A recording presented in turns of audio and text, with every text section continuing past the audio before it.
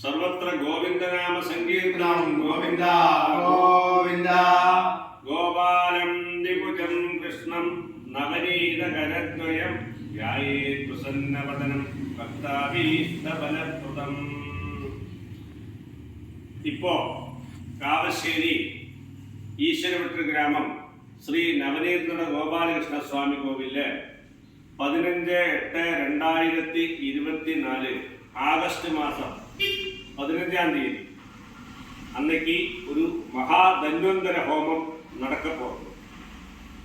ഇതിന്റെ മഹാധന്വന്തര ഹോമം ഇടയിലെ ഒരു മാസം പിന്നാലെ ജ്യോത്സ്യന്മാർക്ക് നമ്മൾ കോവിലോട് കാര്യങ്ങളെല്ലാം എപ്പടി എന്ന് തീർച്ചയാക്കത്തക്ക് വേണ്ടി ഒരു പ്രശ്നം വെച്ച് പാർത്ത സമയത്തില് അവ ചൊന്ന இந்த பகவான் நல்ல சக்தியோடு கொடுத்தா நிற்க நீங்கள் ஒரு மகா தன்வந்தர ஹோமம் அது பண்ணுங்கோ.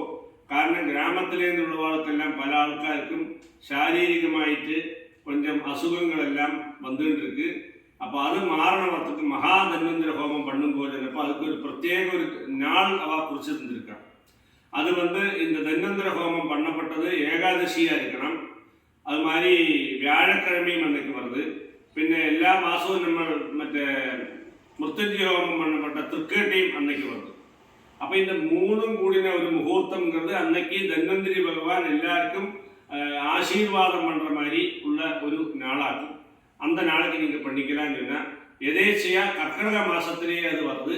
அது 31-ാം തീയതിക്ക് வருது. കർക്കടകം 31 അന്നേക്ക് കാർത്താല 5:30 മണിക്ക് നമ്മൾ അഷ്ടദ്രവ്യ ഗണപതി ഹോമം, അത് കഴിഞ്ഞ് ഗോപൂജ, അത് കഴിഞ്ഞിട്ടാക്കും നമ്മളോട് മഹാധന്വന്തര ഹോമം നടത്തപ്പെടും.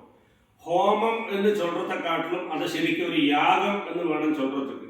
കാരണം നമ്മ കോവിലോട് ഭജനമഠം കെട്ടപ്പെട്ട ഇടത്തില് ഏകദേശം ഒരു 500 പേർ 600 പേർ കൊക്കാരന്മാരിയുള്ള ഒരു ഷെഡ് കെട്ടി അതിലെ വലിയ യാഗശാല ആക്കി അതിലെ യാഗത്തിന് വേണ്ട ഒരു ഹോമകുണ്ടം, വലിയ ഹോമകുണ്ടം പണിഞ്ഞ് അതിനെയാക്കും നമ്മൾ പണ്ണപ്പോഴും.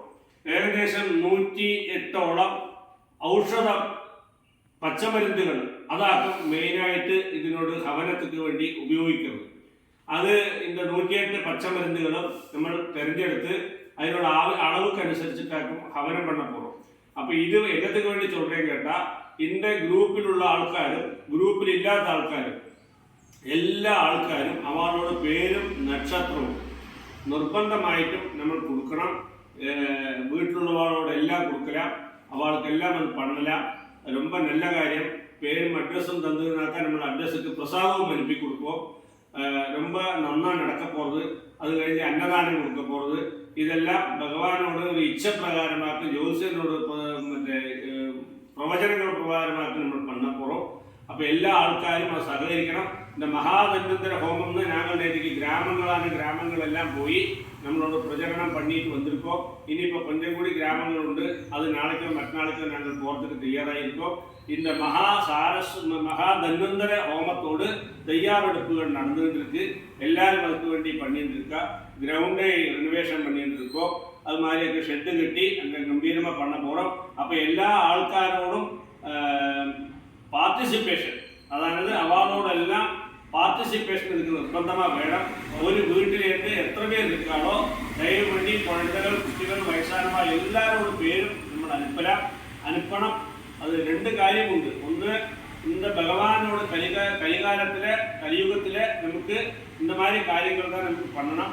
இந்த மகாதன்வந்தர ஹோமம் இந்த சுற்றுவட்டத்தில் எங்கேயுமே பண்ணிட்டுலேன்னாக்கும் பல கிராமங்களுக்கும் போகிறப்போ எங்கிட்ட சொன்னால் அப்படி ஒரு ஹோமமா அது நாங்கள் முத்தஞ்சு ஹோமம், ஆயுஷ் ஹோமம் எல்லாம் பார்த்துருக்கோம், நவகிரக ஹோமம் பார்த்துருக்கோம். இந்த மாதிரி ஹோமம் பார்த்துட்டுலே நாங்கள் எல்லாம் பகவான் சொல்லியிருக்கா.